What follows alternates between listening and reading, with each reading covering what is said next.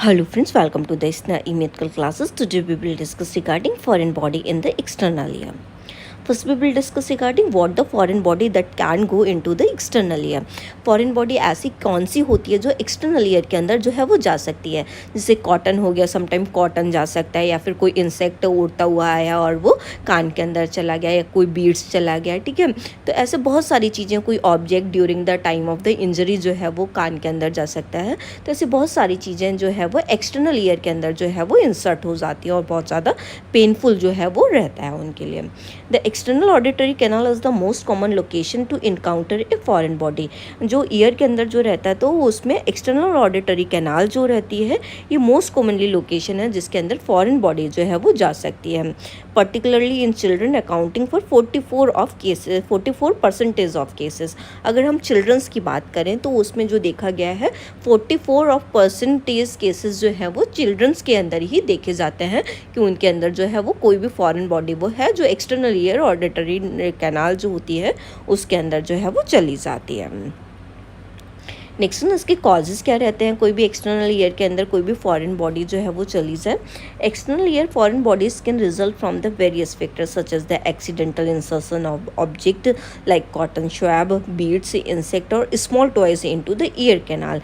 External ear जो है उसके अंदर क्या क्या फॉरेन बॉडी जा सकती हैं, जैसे कि कोई भी एक्सीडेंटल जो है, कोई भी ऑब्जेक्ट, अगर कोई भी चोट लग जाती है या फिर कोई इंजरी जो है ड्यूरिंग द ट्रॉमा टाइम पे, तो उसके अंदर कोई भी ऑब्जेक्ट कान के अंदर चला गया किसी पर्सन के अंदर, या फिर एक्सीडेंटली जो है वो कान के अंदर कॉटन स्वैब जो है, अगर हम क्लीनिंग वगैरह जो कोई कर रहा था कान के अंदर, ठीक है, उसके टाइम पे जो है वो कॉटन स्वैब चला गया, या फिर कोई बीड वगैरह, कोई दाना वगैरह ऐसे करके कोई चला गया, कोई इंसेक्ट चला गया, उड़ता हुआ आया और इंसेक्ट जो है वो कान के अंदर चला गया, या फिर कोई छोटा बच्चा है तो उसने क्या किया, जो स्मॉल टॉय है वो कान के अंदर जो है ईयर कैनाल के अंदर जो है वो इंसर्ट कर लिया। तो ऐसे फॉरेन बॉडी जो है वो कान के अंदर जो है वो जा सकती है।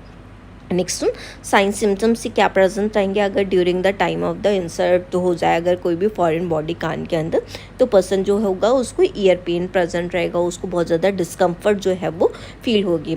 सम टाइम के लिए उसका जो हियरिंग लॉस है वो देखने के लिए मिल सकता है। पर्सन जो है उसको ऐसा लगेगा कि रिंगिंग सेंसेशन जो है कान के अंदर सुनाई दे रहा है, उसको हम क्या बोलते हैं, टिनिटस भी बोलते हैं। ड्रेनेज हो सकता है, वहाँ से कोई भी डिस्चार्ज जो है वो देखने को मिल सकता है। अगर कोई ऐसा ऑब्जेक्ट जो शार्प ऑब्जेक्ट था वहाँ से वो वहाँ वो गया है कान के अंदर, तो ब्लीडिंग वगैरह भी जो है वो देखने को मिल सकती है।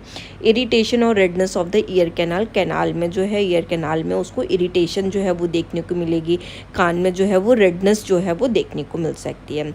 Sensation of something being stuck in the ear, ऐसा फील होगा कि कान के अंदर जो है वो कुछ जाके अटक गया। तो ये सारे जो साइन सिम्टम्स है during the time of the foreign body insertion जो है वो पर्सन को देखने को मिल सकते हैं।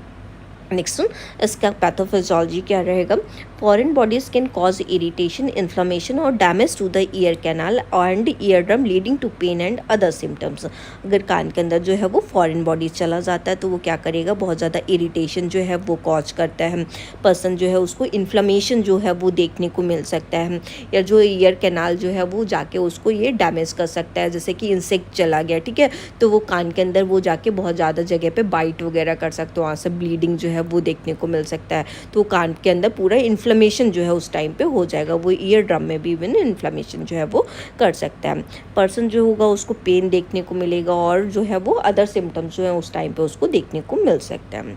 The body may react for producing ear wax और discharge in an attempt to expel the foreign object. जो बॉडी होती है वो ईयर विक्स जो है वो और डिस्चार्ज जो है वो कान के अंदर से निकाल सकती है। क्यों निकलेगा, क्योंकि वो मतलब एक्सपेल करना चाहती बॉडी खुद अपना जो है वो अपना डिफेंस मैकेनिज्म जो है वो लगाती है कि जो कान के अंदर ऑब्जेक्ट क्या है उसको खुद से ही वो निकालने की कोशिश करती है। तो वो क्या करता है, इसी की वजह से कान के अंदर से डिस्चार्ज जो है वो आता है और जो ईयर वैक्स जो कान के अंदर रहती है प्रोटेक्शन के लिए वो उस टाइम पे निकल सकती है।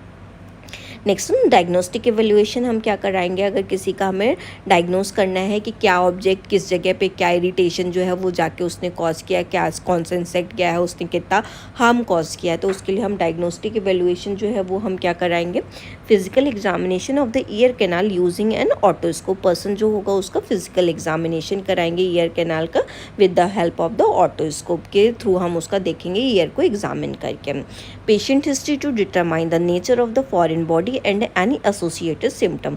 पर्सन जो होगा उसका पेशेंट का पूरा हिस्ट्री कलेक्ट करेंगे, देखेंगे कौन सी फॉरेन बॉडी जो है वो कान के अंदर गई है और उसने क्या क्या सिम्टम्स जो हैं वो कॉज किए हैं। इमेजिंग स्टडीज़ कराएंगे, जैसे कि एक्सरे, सिटी स्किन जो है, अगर कॉम्प्लेक्स केसेस हो जाता है कि फॉरेन बॉडी को निकालना पॉसिबल नहीं है तो उसमें पूरा इमेजिंग स्कैनिंग जो है वो देखते हैं कि कहाँ कितना डैमेज हो रहा है, उसका पूरा इमेज के फॉर्म में जो है वो उसका पिक्चराइजेशन करके उसमें देखा जाता है।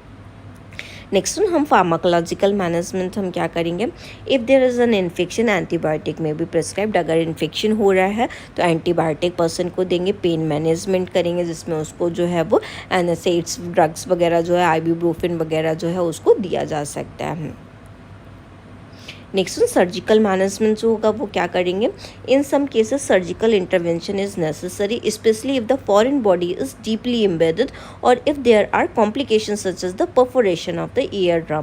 ठीक है, अगर कुछ ऐसे सीवियर केसेस हो रहे हैं तो वहाँ पर सर्जिकल इंटरवेंशन करना जो है वो नेसेसरी हो जाता है कि फॉरेन बॉडी को जो है वो अदर कॉम्प्लिकेशन क्रिएट ना करें, जैसे ईयर ड्रम में परफोरेशन, पस फॉर्मेशन जो है उसको जाके डैमेज कर दिया जाए कि वहाँ पे कोई वो उसमें ईयर ड्रम जो है टिम्पैनिक मेम्ब्रेन जो है वो उसको जाके इसने डैमेज कर दिया, तो ये सारी चीज़ें ना हो इसलिए सर्जिकल इंटरवेंशन करना ज़रूरी हो जाता है। This might involve an out patient procedure to remove the object under anaesthesia. इसमें क्या किया जाता है, अंडर द एनेस्थीसिया जो पर्सन जो है उसका जो भी ऑब्जेक्ट किया है उसको रिमूव किया जाता है। नेक्स्ट नर्सिंग मैनेजमेंट हम क्या करेंगे, अगर किसी पर्सन को जो है वो फॉरेन बॉडी जो है कान के अंदर चला जाता है, assessment of symptoms and monitoring vital science. Person जो होगा उसको असेस करेंगे, उसके सिम्टम्स वगैरह को, उसके वाइटल साइंस जो होंगे वो मॉनिटर करेंगे। पर्सन जो होगा उसको पेन रिलीविंग ड्रग्स जो भी फिजिशियन जो है वो जो भी डॉक्टर जो भी प्रिस्क्राइब करता है उसको वो ड्रग्स जो होंगे वो प्रोवाइड करेंगे। एडमिनिस्ट्रिंग प्रिस्क्राइब्ड मेडिकेशन, जो भी उसके प्रिस्क्राइब्ड मेडिकेशन होंगे वो देंगे। एंटीबायोटिक वगैरह अगर उसको प्रिस्क्राइब किए गए होंगे तो एज पर द इंस्ट्रक्शंस हम उसको जो है वो लगाएंगे। Assisting the health care provider during procedure, health care provider जो होगा उसका during the time of the procedure उसका पूरा असिस्ट करेंगे कि उसका फॉरेन बॉडी जो है वो निकाला जा सके। Educating the patient on prevention to avoid future foreign body incident, person जो होगा कि उसको एजुकेट करेंगे रिगार्डिंग द अगर कोई भी उसको फ्यूचर में ऐसा ना हो, अगर किसी के संग ऐसा हो भी रहा है तो वो क्या उसको इनिशियल मैनेजमेंट जो है वो करने चाहिए उसके रिगार्डिंग हम एजुकेट करेंगे।